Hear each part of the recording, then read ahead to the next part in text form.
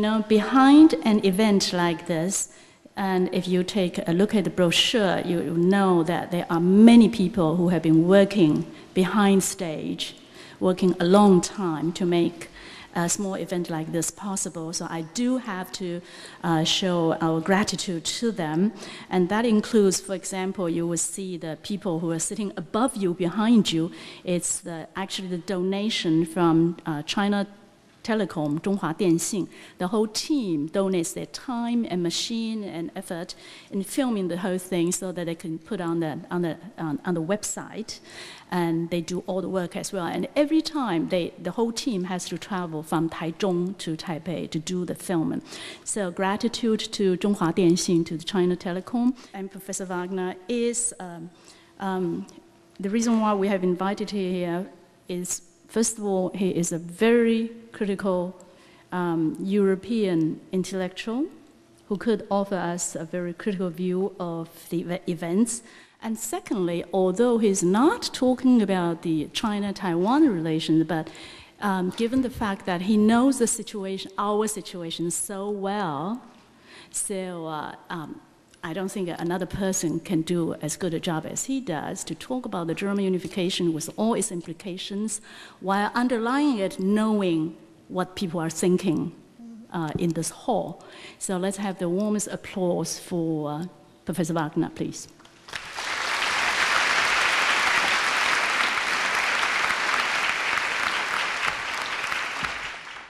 Now, ladies and gentlemen, let me start off with one very harsh and clear statement.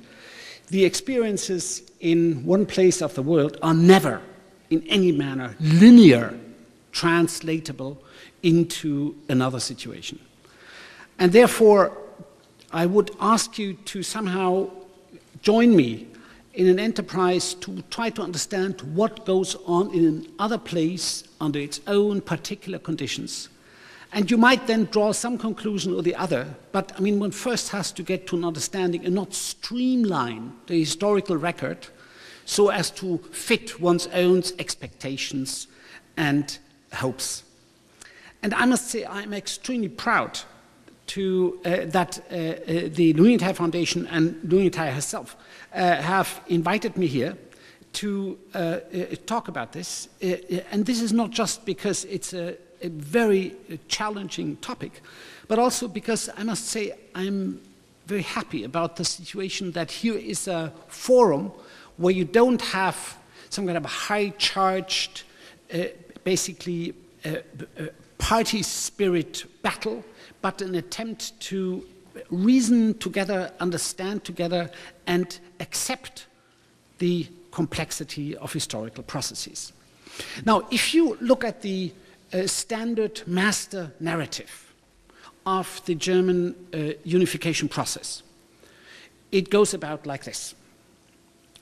There was a German division after the Second World War, which was coinciding essentially with the beginning of the Cold War in the late 40s, 1940s. It was at that time not primarily a punishment for German behavior during the Second World War, during the Nazi period, but a part of a division of spoils, which you could also see in places such as Korea or in others.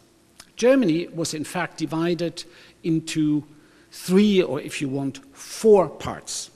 One part was permanently incorporated into Russia. That's Eastern Prussia and Pomerania. One part was permanently incorporated into Poland, that's Silesia. One part became what was later known as the German Democratic Republic, under basically a Soviet client state with a substantial, you just saw 20,000 Soviet tanks being transported away. Now 20,000 tanks is a lot, that's an army. So this was basically a Soviet client state with a strong military presence. And as a matter of fact, a strong military presence of the United States and a smaller one of France and England in West Germany. So this division held on for a long while. The starting with a strong initiative coming in the late 60s from West Germany. An effort was made to overcome the Cold War confrontation, East-West confrontation, at least as far as Germany was concerned, with what was concerned Ostpolitik, Eastern policy. That is a policy of active efforts for reconciliation with the Soviet Union, with Poland, with Czechoslovakia, and of course also with East Germany. A reconciliation to which I will come back, which ended with the establishment of diplomatic relations, with both German states joining the United Nations, and with a kind of an uneasy but not warlike situation. It's not like in Korea, warlike situation between the two. The dramatic change in this master narrative, I'm telling you a story. I don't believe the story. You know, we are just telling you how the story goes. Now, in the story, then we have the next step is that President Reagan from the United States decided to do two things. Number one, to withdraw subsidies to the Soviet Union, especially agricultural subsidies in form of cheap agricultural goods, and so force the Soviet Union to invest a substantial part of its resources into feeding its own population instead of having them fed by the Americans. Number two, it started to upgrade its own offensive weaponry in Western Europe in the late 70s, early 80s, so as to force the Soviet Union into a huge military spending race, which eventually, with their weak economic base, they would lose. Triumph, the Soviet Union couldn't hold out and collapsed. In that situation of a dissolving Soviet empire, a bold move was made in my story of the West German government to use this moment of this momentary window, if you want, to secure the unification of Germany without neutrality. There was an earlier thinking that Germany might gain some sort of a reintegration by leaving both blocks. East Germany would leave the Eastern Bloc, West Germany would leave the Western Bloc. That never was a realistic option. So the unification came without neutrality. And it came technically by an integration of East Germany into West Germany. So the East Germany as a political entity fully joined the West. It was not two states coming together, but it was, as a matter of fact, one state abandoning its own legal system and territory and entering another one. There was a general elation, East and West. It was a non-violent and bloodless affair. And then, as these two entities started to integrate, there were many problems to overcome, but with the necessary, and you saw that in this wonderful film with this very upbeat note, you know, with patience and persistence, you know, the two Germanys are going to make it. Now, this is a beautiful story, you know, and this is also a very moving film, and you see these photographs. I was, as a matter of fact, on that very day in Berlin by a chance. On that year, I somehow seemed to have a subscription on these kinds of events, because I happened to be in spring '89, I happened to be in Peking. And, well, in June, I happened to be in Peking too, you know, so, and as a matter of fact, on June 4th, morning, 3 o'clock, I happened to be on Tiananmen, so, and then the embassy called and says, get out of here, you know, so I got out of there, and then I came to Germany, and I was seeing my mother in Berlin, and as we were driving through East Berlin, because there's a corridor between West Germany and Berlin. There's a corridor through East Berlin. As we were driving through East Berlin, pouring rain, Ceausescu was being hunted in Romania. So every time we came under a bridge, we had a little world receiver. Every time we came under a bridge, we stopped, stuck out the world receiver out of the window to listen what's going on in Romania. We had no idea that anything was happening in Berlin. So by the time we came to Berlin, friends called and said, come to town.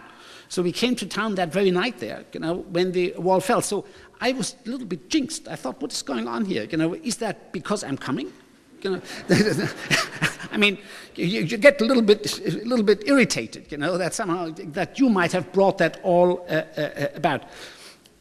Well, anyway, so this story is very satisfying, and I think it's a story which deserves to be told in this upbeat manner. However, the actual historical situation is not only more complex, but as a matter of fact, reads in many aspects rather radically different. Now, the first thing is that in the internal German understanding, basically both, especially the East German state, were set up with a clear understanding that this was not just any old state which was getting a government. This was Germany, and this was a country where a huge part of the population to the last days of the war had supported a government that can be counted among most of the brutal governments in world history. So, a trust in the German populace, in German society, to somehow stand up, be counted, resist, insist on certain rights, protect other citizens, that confidence was at a practical zero. And this confidence was not only at a zero internationally, but it was also at a 0 point in the new governments which were installed. Now, the radical form of that government, if you allow me a satire in a way, is the East German government. This is a government of socialism by punishment. So you get a government flown in from Moscow of people who have actually no social base in the country whatsoever, who come in there with an understanding that the German working class, the theoretical basis of the Communist Party, has, as a matter of fact, collectively committed treason on the German Communist Party by running over to the Nazis in large numbers in the late 20s. So you down here, you people, you are guilty of having forfeited the Communist Party in this critical moment. Now, that as a government attitude means you don't put much trust in your people. So what you do then as a socialist government is to say, okay, you know, we are going to organize this place and make sure that you have enough to eat and work, and you keep your mouth shut. Because if you open it, what comes out is just brown gibberish. Gibberish means Hutu schwur. So here you have a government by punishment. Now, the West German government was, in a way, a little bit different. It had one big problem, that it saw itself and portrayed itself internationally as the successor state to the Deutsche Reich. So legally they were the successor state, which also meant they shouldered many of the reparation payment burdens alone. East Germany never paid anything on that point. But it was also a problem that, of course, there were an entire generation of people who had been associated with the Nazi Party. And, you know, what do you do with them? And the Christian Democrats, who were running the state in the first decades, were very much aware that if there were any chance of the Nazi, some Nazi successor organization from organizing itself in Germany, it would have been a disaster for German renown internationally. So they spent a huge effort to marginalize possible Nazi organizations on the right and integrate those who could be integrated and silence them there. You know, so they had a right wing which was in the Christian Democratic Party and very effectively silenced. They were allowed one meeting a year where they could say all sorts of things, and that was it. Very, very nice and very effective strategy. So this has, as a matter of fact, been accompanied by a basic assumption that responsible government is a government with closed doors.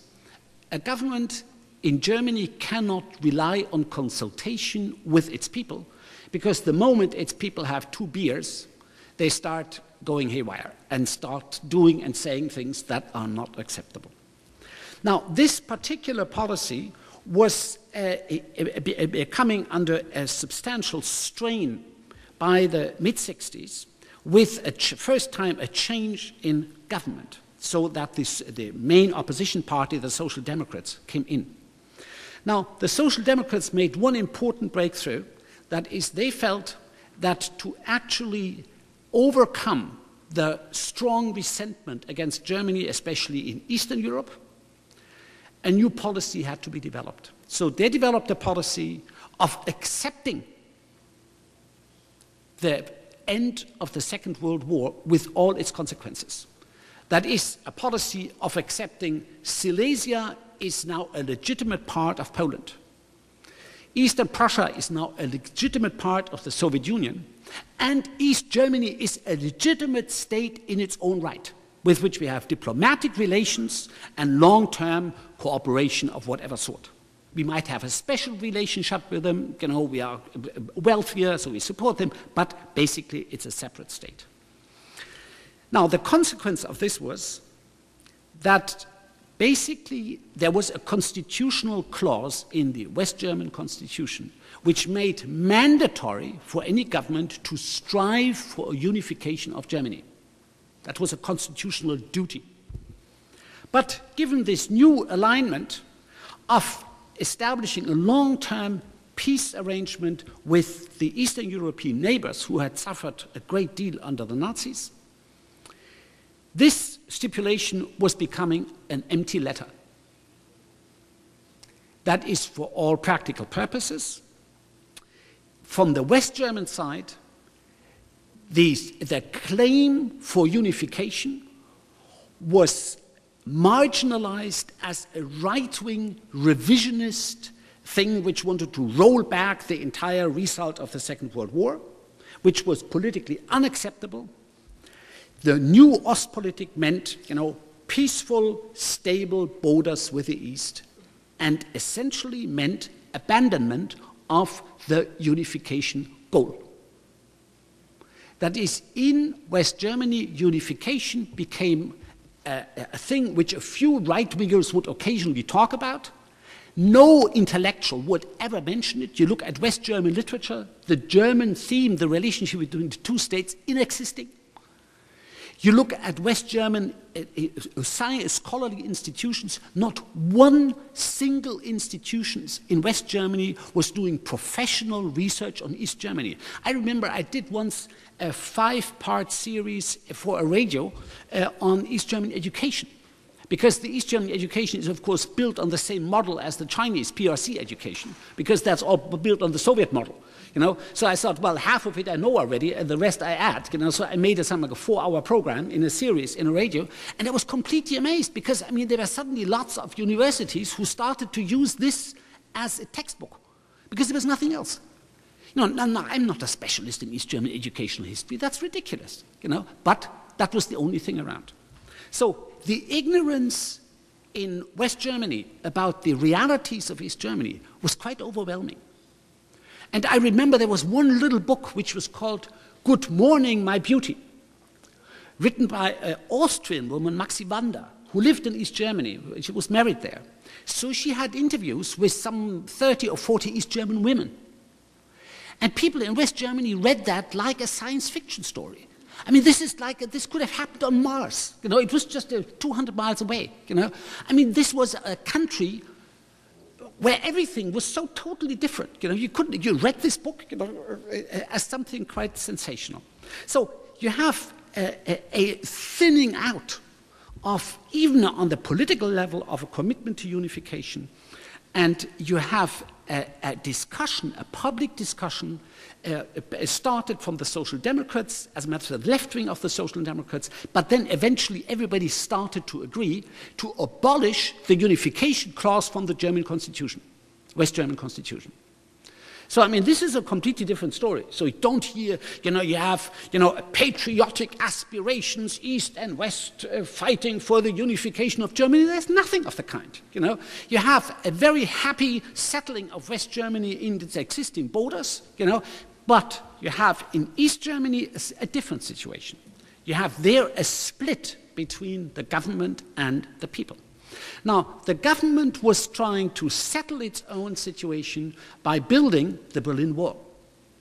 The Berlin Wall was a measure which essentially tried to solve, in a large part, not so much a political, but an economic problem. West Germany has a very low population growth and is dependent on huge amounts of workers coming in to do the labor. And, well, you have East Germans, they are well educated, speak German, look for jobs, that's wonderful, So here we have a huge labor import, from East Germany. And this was getting on the level of 20,000, 30,000 people a month by 1963. So the East German government saw itself bleeding white, all the young people left.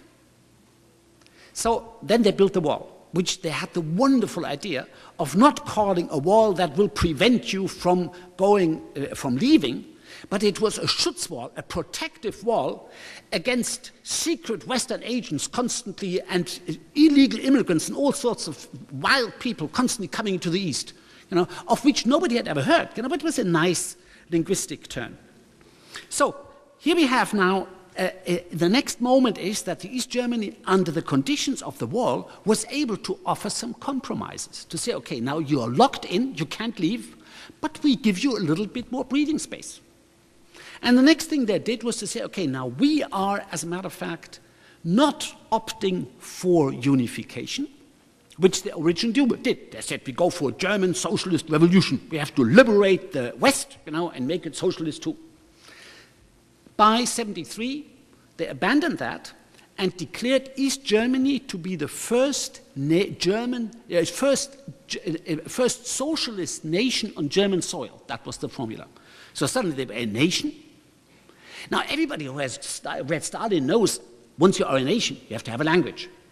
So order goes down to the big dictionary of High German, which was being compiled in the East German Academy of Sciences.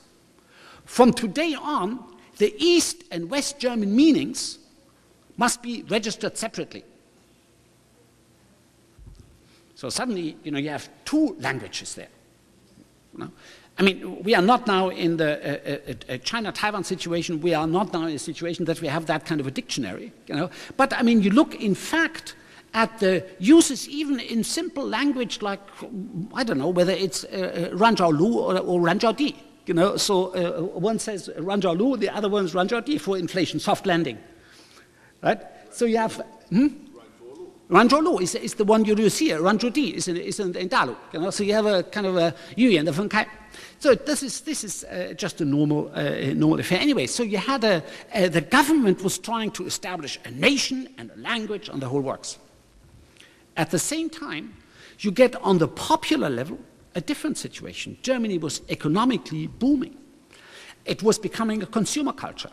There was a possibility for West Germans to travel to East Berlin and to East Germany, visit relatives. And what they brought was the great handbook of German consumer culture, which is the catalogue of the mail-order business Quelle. These goods are modestly priced, easily accessible, and the emblem of consumer culture. So in East Germany, the handbook of the future was the catalogue of this mail-order thing. And they would call or talk to their West German relatives, I need number 2663 in brown. So, I mean, this was the kind of a communication, you're getting there. So West Germany was like, so anthropologists sometimes describe, the cargo cult, where some people have the impression there are these ships coming with cargo, bringing wild goods, So West Germany was the great land of cargo, of goods.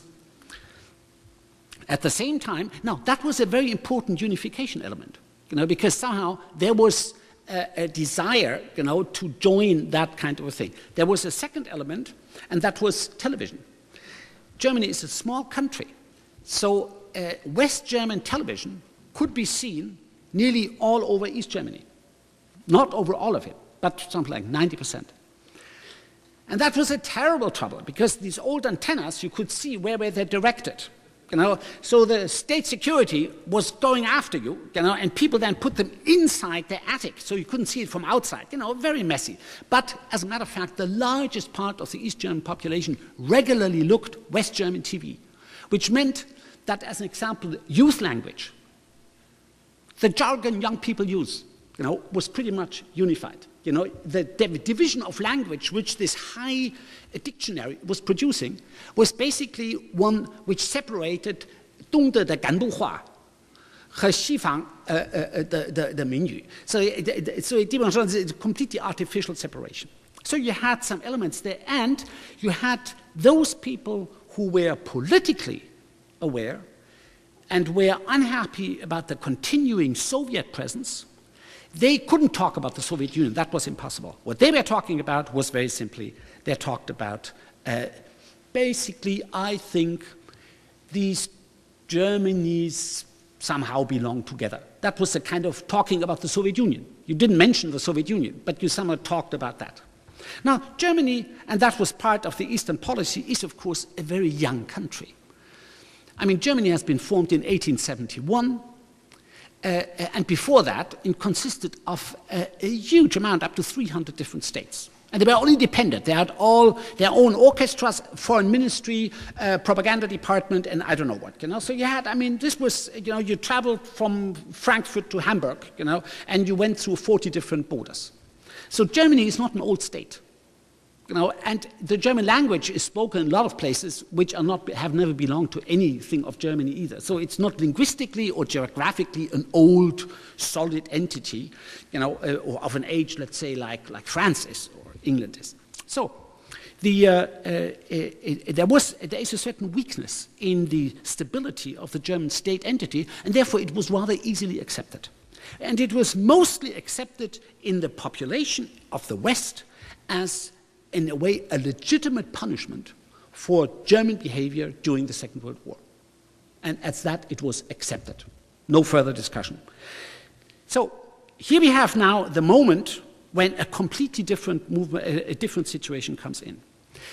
The Reagan policy I mentioned meant that the United States suddenly became aware, or not suddenly, became aware that the Soviet Union was, as a matter of fact, upgrading both in terms of conventional arms and in terms of high-tech arms, cruise missiles, its arsenal in East Germany. So 20,000 tanks, these are not old junk tanks. These are very new tanks, you know, and very high-quality tanks. They stationed SS-20 missiles there. So suddenly, you know, you had a big build-up of arms in the East.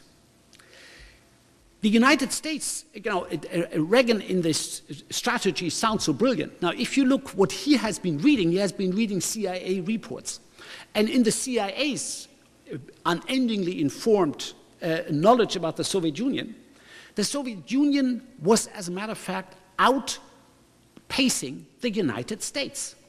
They used a new statistical technique where they said, okay, in the Soviet Union, medical care is free, schools are free, and so now in America, you know, for school you would pay $20,000 a year, Medicare you would pay another $10,000 a year or something like that. So they monetarized that. They translated that into sort of income. And then they said, now, if that is the income of the Soviet citizens, you know, then, as a matter of fact, they are getting close to American real incomes.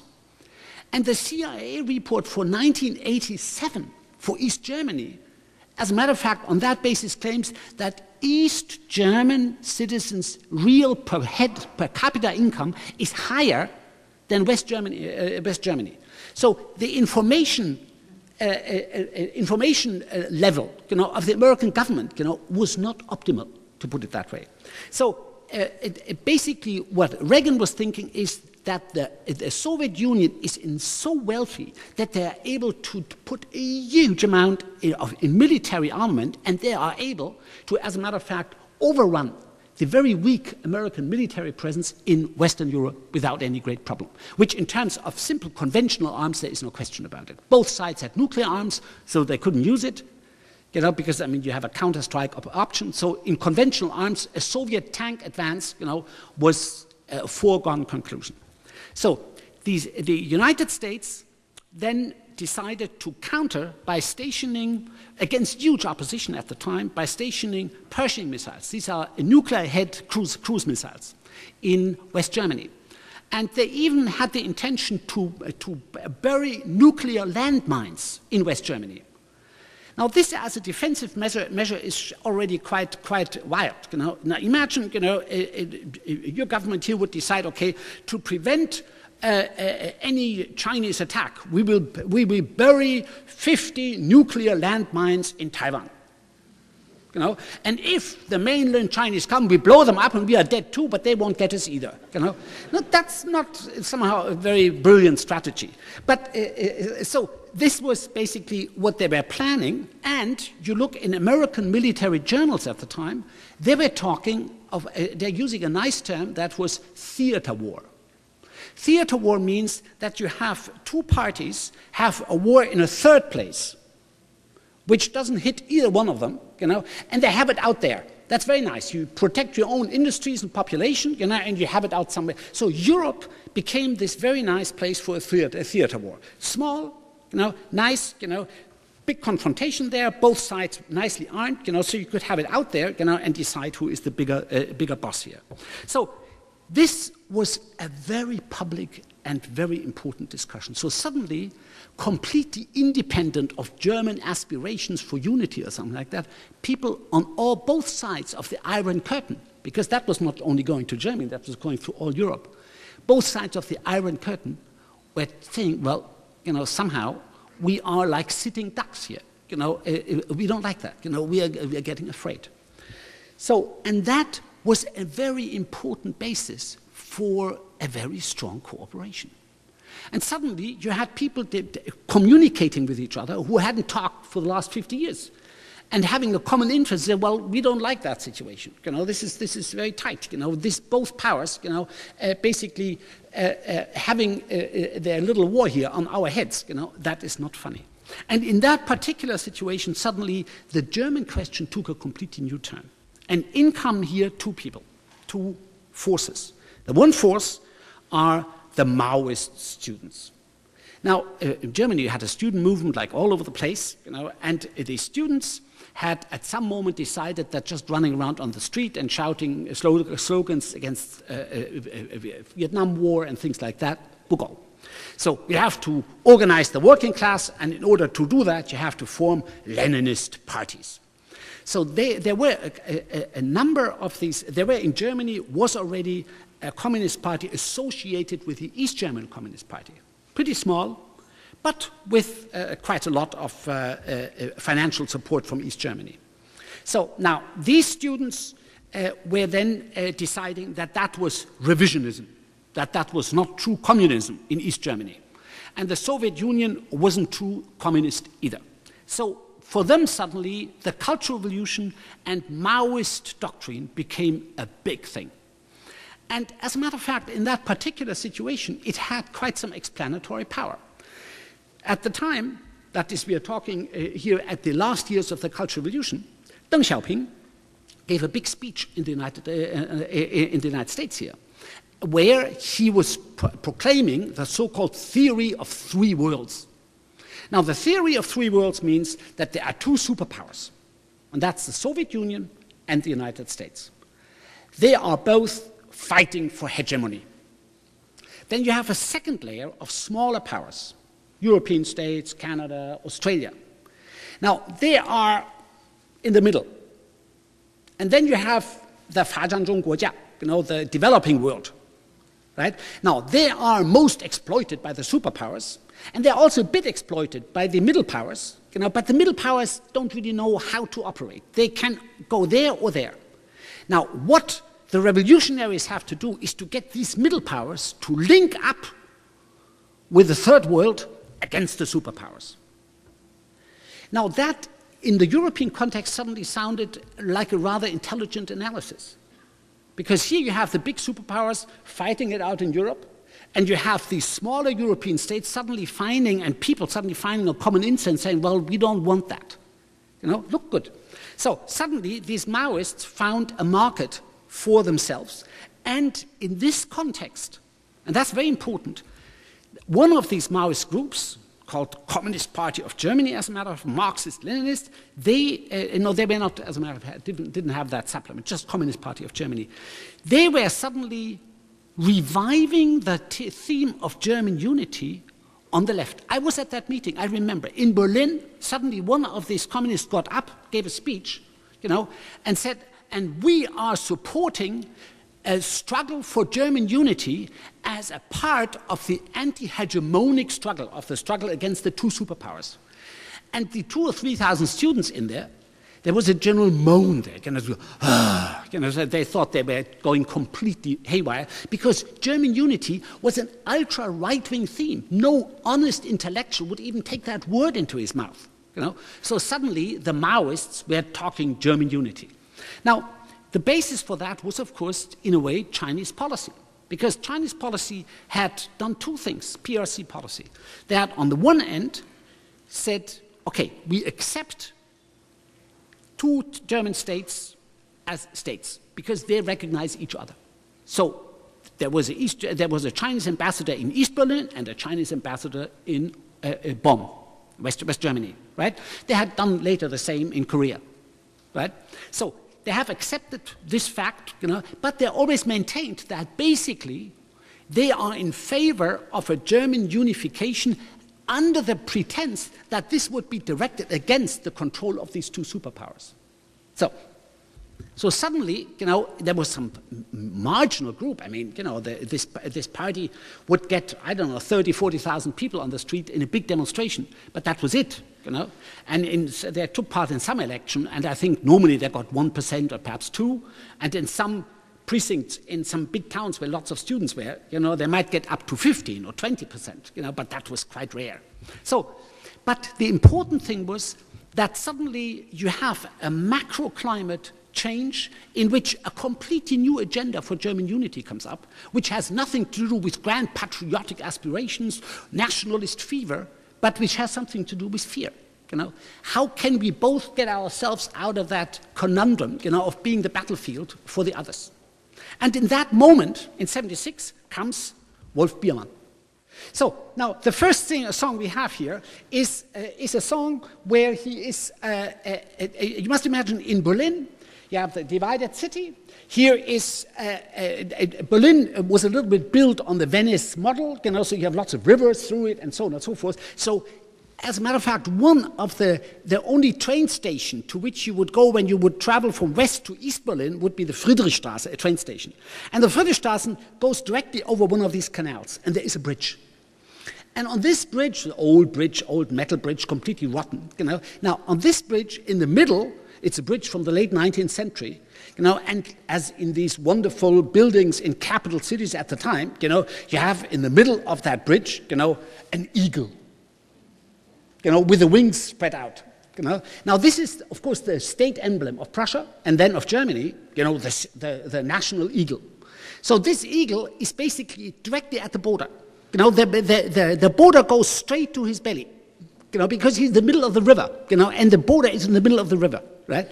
And so Biermann saw that once, and felt that was some kind of an emblem of Germany, and so he had himself, in fact, photographed in front of it, so that he was, in fact, standing in front of that eagle, which was behind him, tied to this bridge. He couldn't move, right? But painfully he couldn't fly, painfully divided. So it became an emblem for Germany.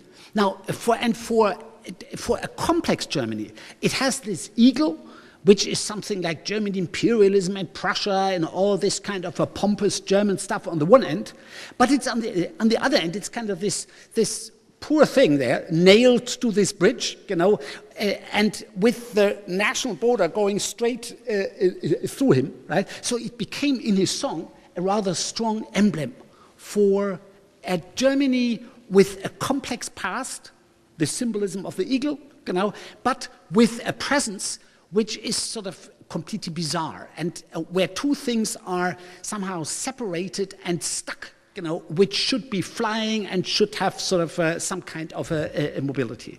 So this song was a groundbreaking thing, because it was this Biermann spent 4/5 of his evening singing about socialism and how good it was, and that the capitalists were dreadful, and that the West German working class would rise. And so he was a committed communist, although he was a complete dissident. He couldn't publish. He had, his entire apartment was beset with spies, so he wasn't in a happy situation. He wasn't a propagandist, but he was a kind of socialist idealist.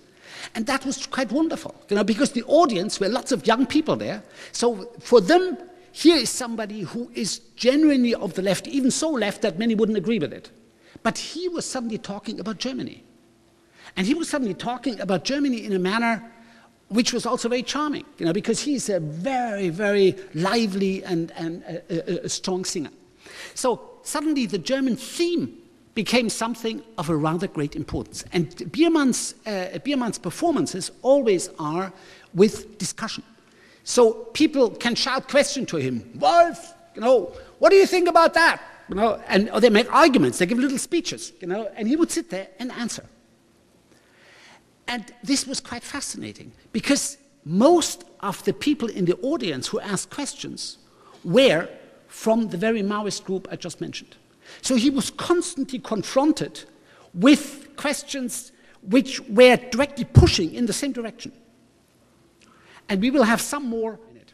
So here we have now a person who basically does more than all these Maoist groups taken together, to legitimize some thinking in that particular historical situation of people getting uptight about nuclear war in Europe and I don't know what, to justify thinking about, well, under these conditions we can even talk to the East Germans, and might even have a common cause with them, And these communists, these Maoists from West Germany, they went a step further. They said, well, we are revolutionaries, and therefore we do things seriously. So if we are in favor of German unity, which we now in this situation have to be, we have to build up a communist party in East Germany. And they did a little bit in that direction. One thing was there were two communists who were shot somewhere in 1919, and there was a big celebration in their commemoration in East Germany. So they went there, these West Germans. They could go to East Berlin, so they got all their cadres, there's some perhaps 200, 300, 400 people. And in the middle of this big East German celebration, they suddenly shouted slogans against the Soviet Union, and against the hegemonic powers, and against revisionism, and I don't know what, So, and then half of them were arrested, of course, and the West German government had to buy them out, so it was all a bit difficult. Anyway, so here we have now this Biermann coming in, and he does a number of things. He has a very harsh criticism against many of the East German intelligentsia who were basically cooperating with the government. They were saying, okay, yeah, well, we don't like it too much, but this is just our life. So then you go on with a position where he eventually was challenged by one of these Maoists on something really brutal. And that for him, he wanted to go back to East Germany. And that was the question of the Soviet tanks. Now, the question of the Soviet tanks, as it was asked, was, as a matter of fact, a question about the presence of these 20,000 tanks in East Germany. There. What are you thinking about them? Now, he couldn't talk about that. So he intentionally misunderstood that question and thought they were asking about another situation of Soviet tanks. And that was the first demonstration against socialist or communist rule in 1953 in East Berlin, which at the time was a kind of a combination. It was, on the one end, some kind of a workers' rebellion. At the same time, there was obviously some sort of impact from the West, with all sorts of Cold War agencies involved. Described by him as being both a workers' rebellion and a fascist inspired, from West Germany inspired affair. And he would greet the Soviet tanks with tears in his eyes, but with his hat in his hand.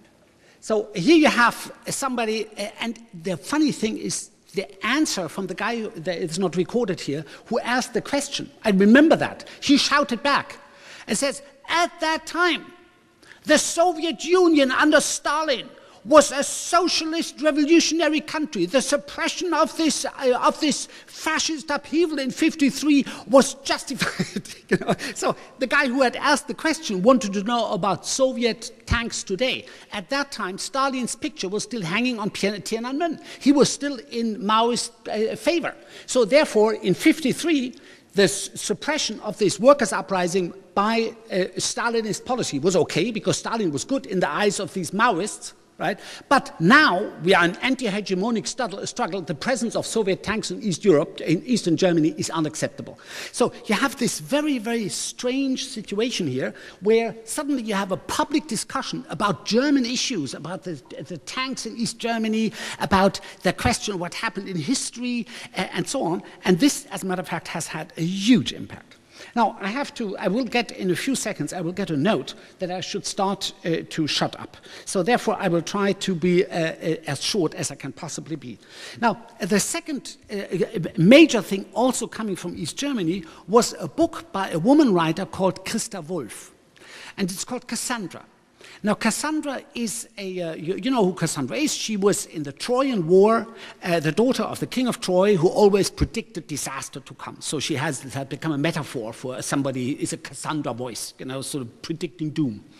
Now, this Christa Wolf is an East German writer, and she basically described the confrontation in Europe of the United States and Soviet Union in terms of the Trojan War, where the East Germany suddenly comes in as Asia Minor, which I found rather funny, and the West, you know, Greece, comes in as Greece, you know.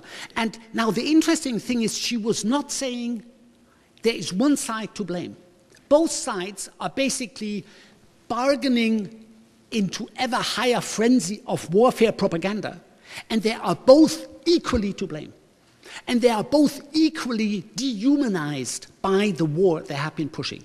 Now, that was an enormously important thing. The East German propaganda department cut that one phrase where, as a matter of fact, the responsibility of the Trojans for that war was spelled out. The Russians for that war was spelled out. But she managed to get them to leave that page, that line white. So everybody knew something is missing there. And the book was simultaneously published in East and West Germany. And the next thing I remember, 20 minutes after the book was out in East Germany, I got a telephone call. You know, could you look at page 284? You know, what's the line number 6 there? You know, so everybody wrote it in with a hand, right? But it was in a way a description that here we are in a war propaganda situation from both sides, where the Laubeiching, you know, we here are just the suffering part in it, you know, and she is crying doom and nobody listens. And that, of course, is her own sort of slightly exaggerated perception of herself. So we have, in other words, a situation where we have the German question is dead. It is being revived through a very particular historical constellation, and it is being revived in a constellation where basically practically all of this discussion is not government and is enormously discouraged by the government. The government at that time was supporting, that was the Schmidt government, social democratic government, was supporting the stationing of additional American arms in Western Europe against a huge opposition in the populace. So here we have now a kind of a social articulation which is not nationalist, which is not even sort of patriotic, but which essentially has to do with we don't want to be the battlefield, you know, and therefore we better get together to get this somehow solved. Now, the particular moment in which we now have the unification coming is, of course, one where you have a number of things coming at the same time. You have the constellation which I mentioned in the beginning, namely this situation that the Soviet Union suddenly withdrew support from the East German government, and the East German government had its own Maoist moment. The East German government suddenly was saying, well, we have all these demonstrations every Monday, you know, for weeks and months going on, you know. Well, we have a good socialist example how to deal with them, you know. That just happened in June in '89, namely in Peking. So they were discussing whether they should use tanks to suppress these demonstrations and save socialism, you know, from these criticisms. So we have here a situation now that the German question suddenly comes up, and now comes the question: is there an acceptance internationally for, yes, here is my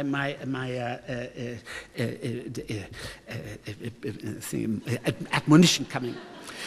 So you have a notion that the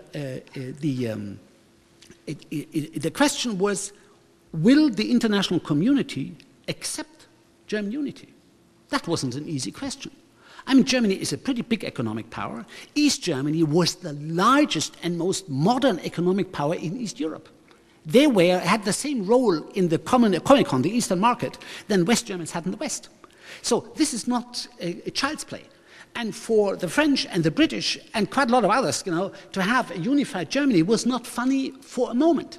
So here suddenly was a very, very important result of years and decades of a policy of the German government one might see very critical, but it turned out to be very effective.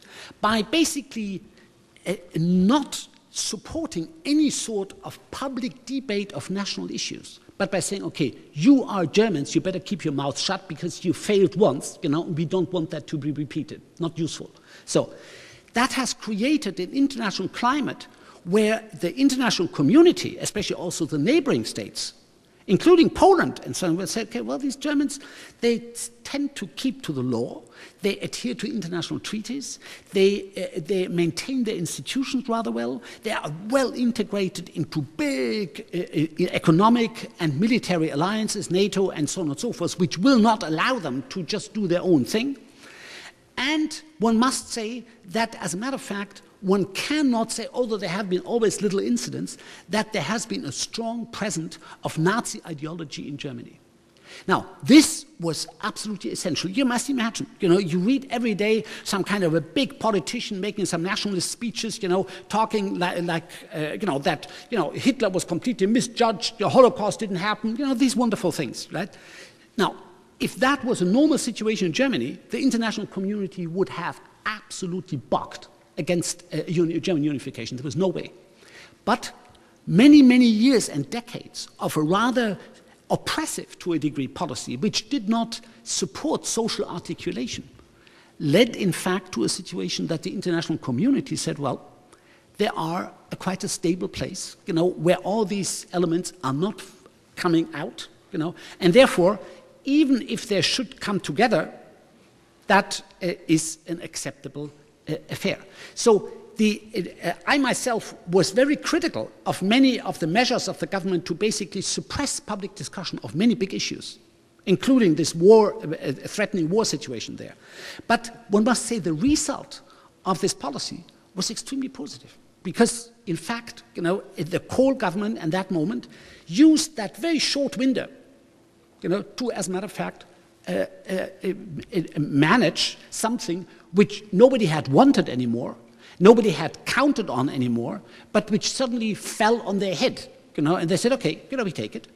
And they took it in a manner which was even stupidly legalistic.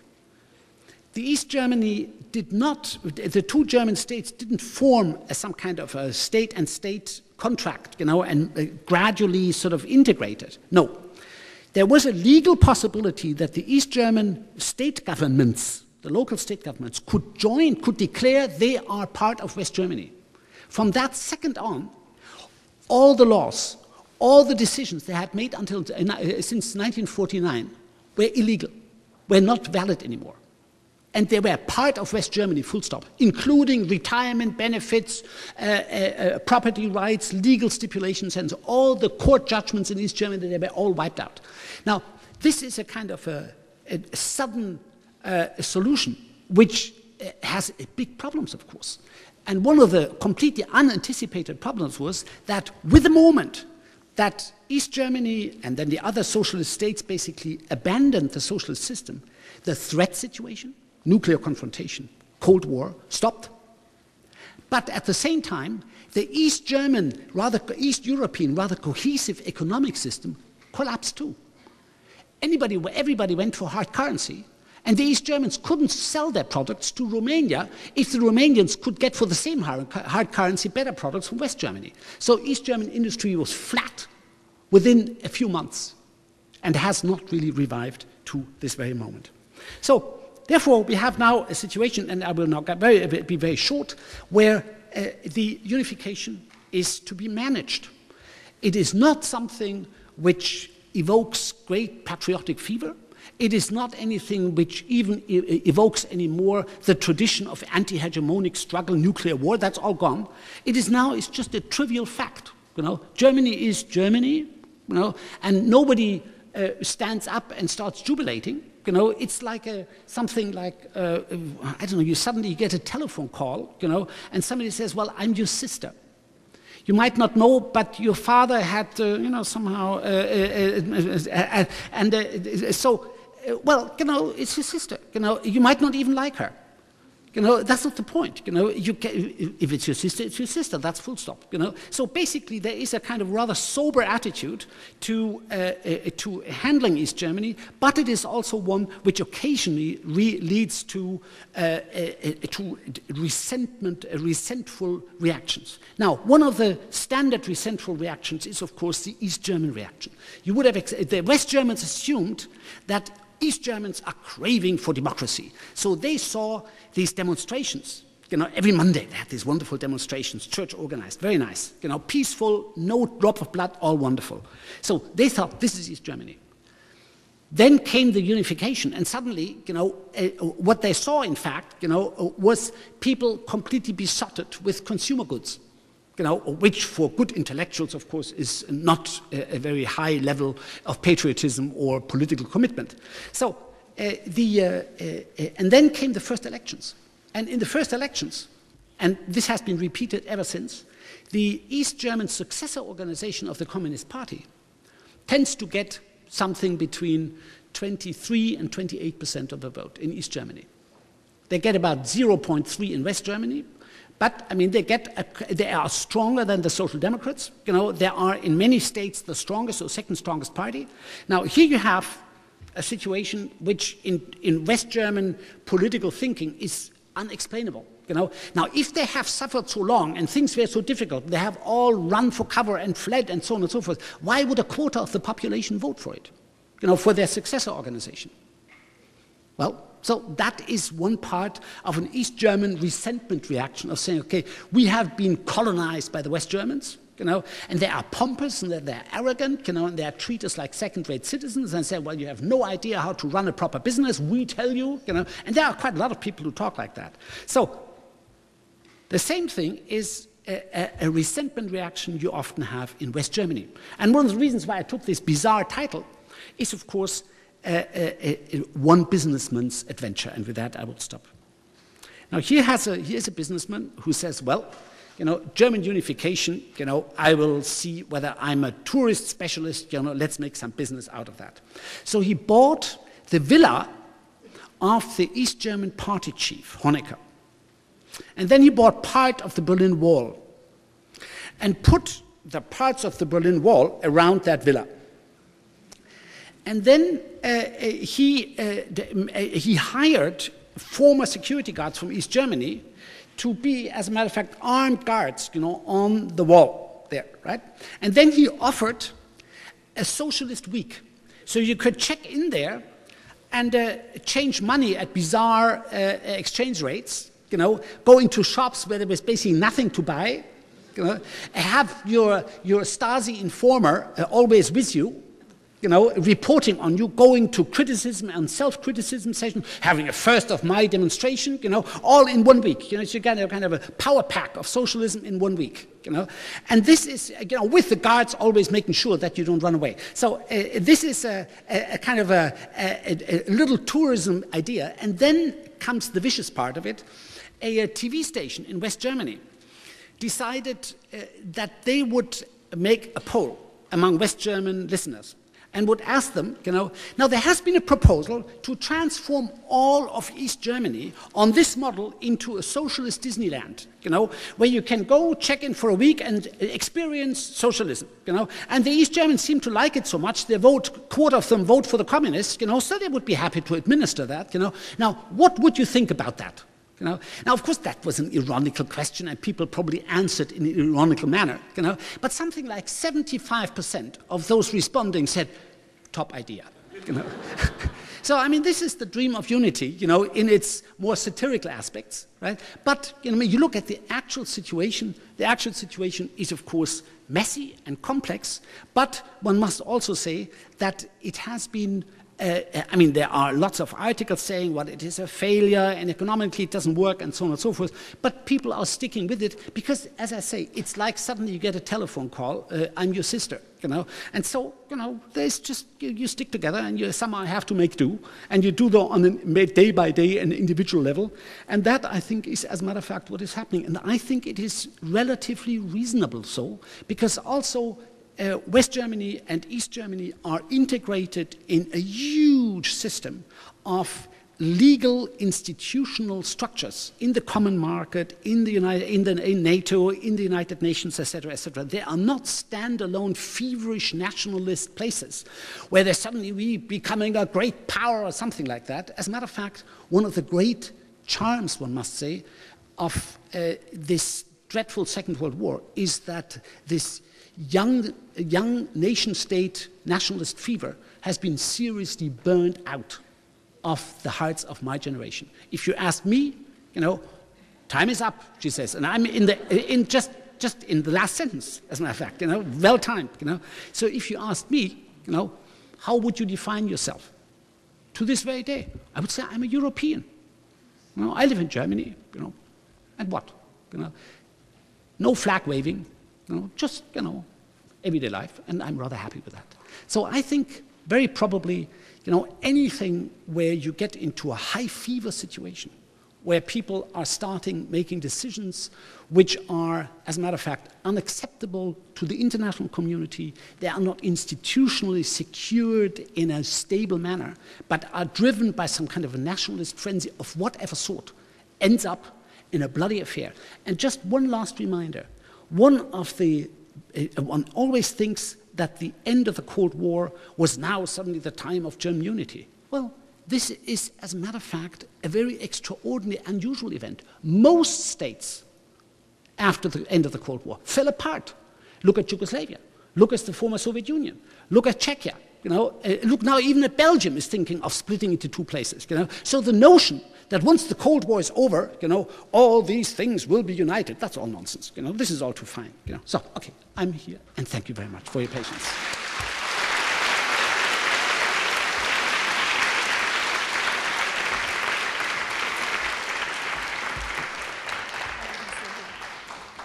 Rudolf, we will converse for a couple of minutes before we open the floor. Thank you. Speaking of dreams, Rudolf, you were, during the 60s, when you were a university student, you were active in the student movement. You were one of the Maoist students, can we say that? I don't know. Can you tell us about what were your thoughts in the 60s when you were involved with the student movements? What were your imagination? What should become? What did you believe in? And then, now looking back, what have you learned? Well, it's a hard question.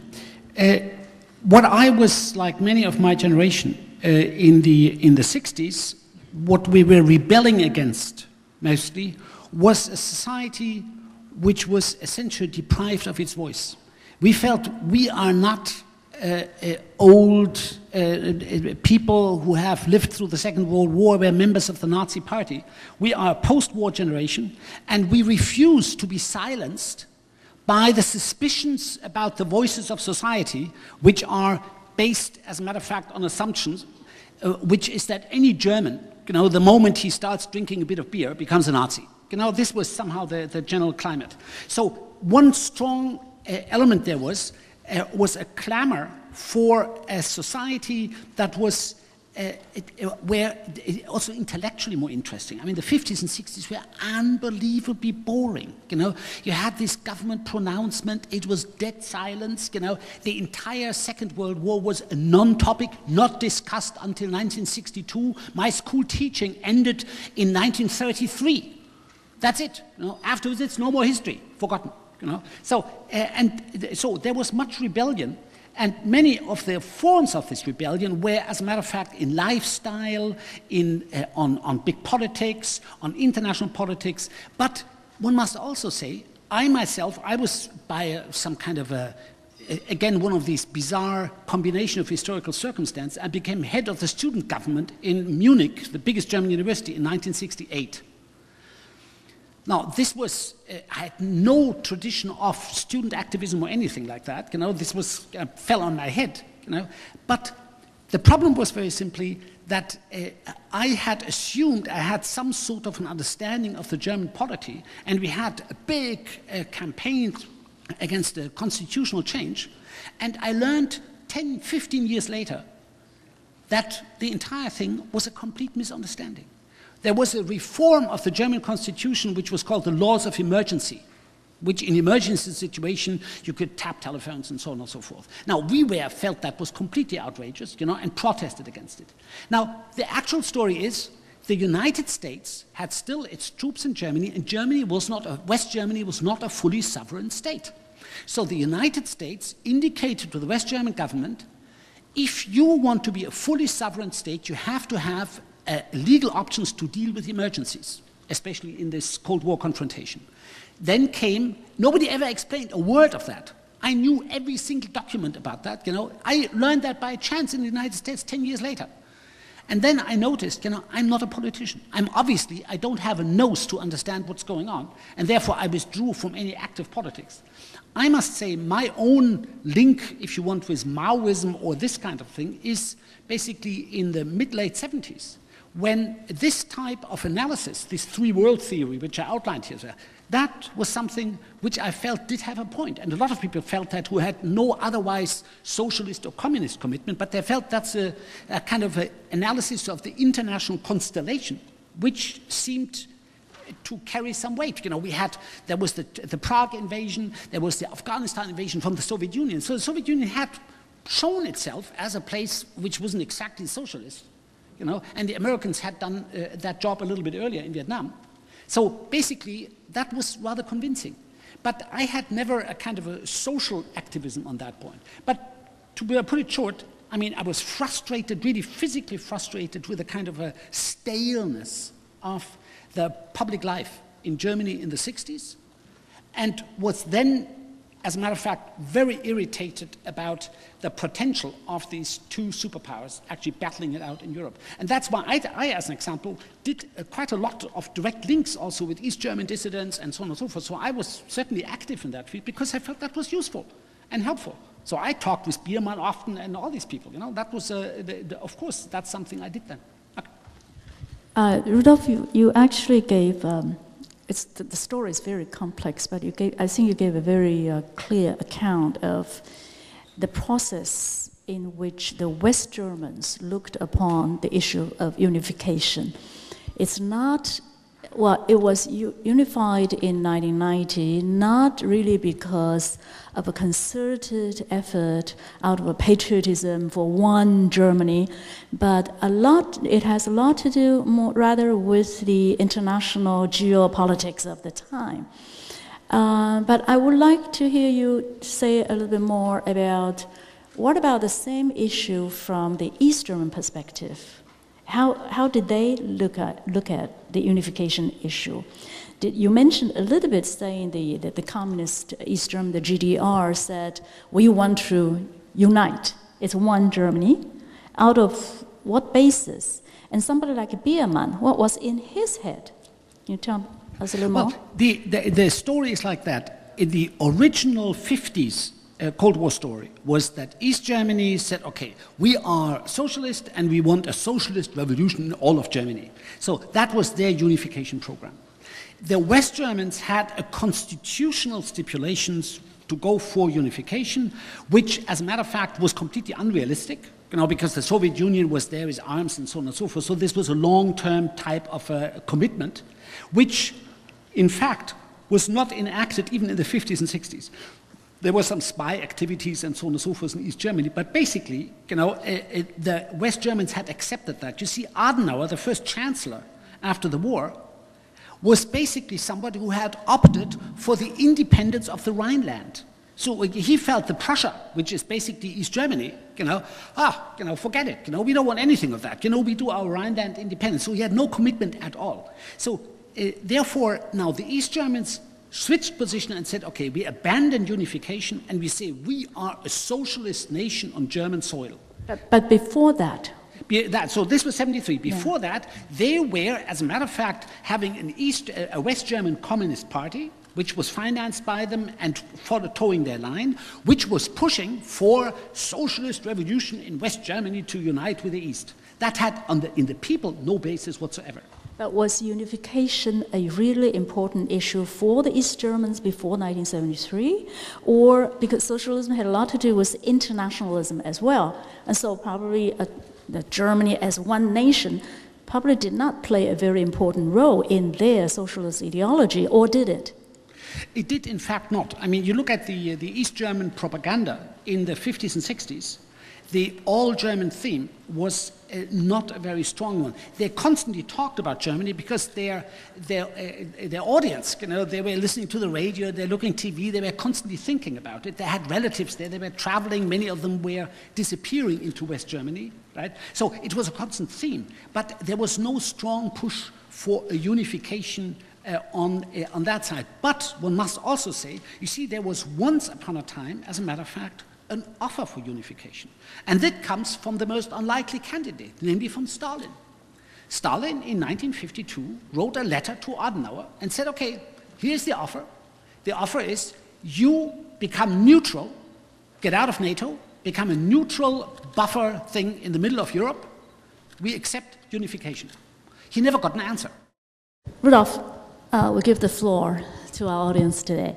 So, the floor is yours. Please raise your hand and tell us who you are as well. Please. This is Johnny speaking. Thank you very much, Dr. Wagner, for your distinguished and interesting speech. Also, thank you for the sponsor, Professor Long In Tai. The PRC, the key problem between PRC and RC are focusing on political issues, such as PRC is claiming one China, two system. ROC is one of the PRC provinces, which was totally rejected by our government, while ROC should deal with PRC by wisdom and drive with our efforts. So could you please give us your comment and suggestions how to tackle and overcome such critical situations towards Taiwan for our newly elected president 2008. Thank you, sir. Thank you. I would like to collect two more questions before Rudolf comes back to this. And please avoid commentaries, okay?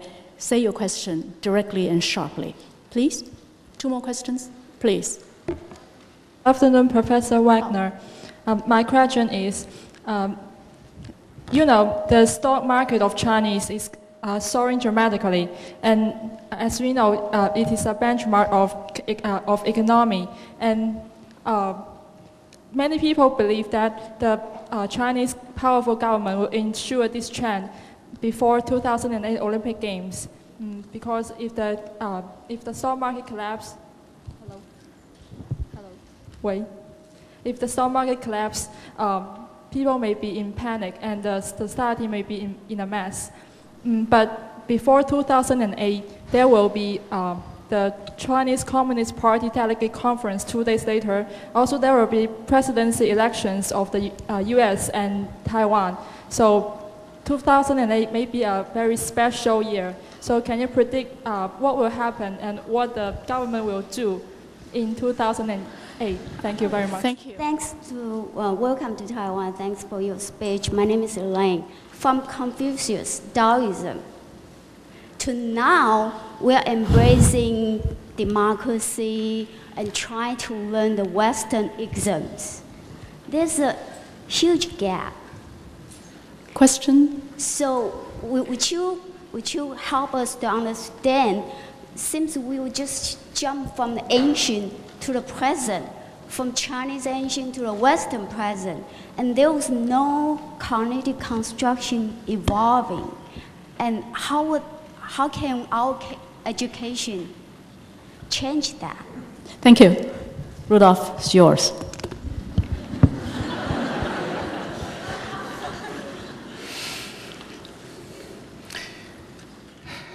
And you be short, too.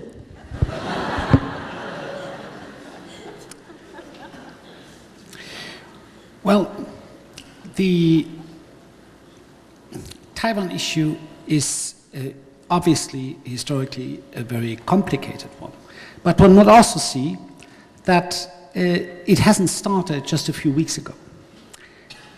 If you look at the period after the founding of the PRC, that is from 49 on, you will find that the main push for unification of the country was not coming from the PRC, but was coming from the Taiwan government, which drew its legitimacy, as a matter of fact, and the legitimacy of martial law, which it imposed, by an emergency order to reconquer the mainland.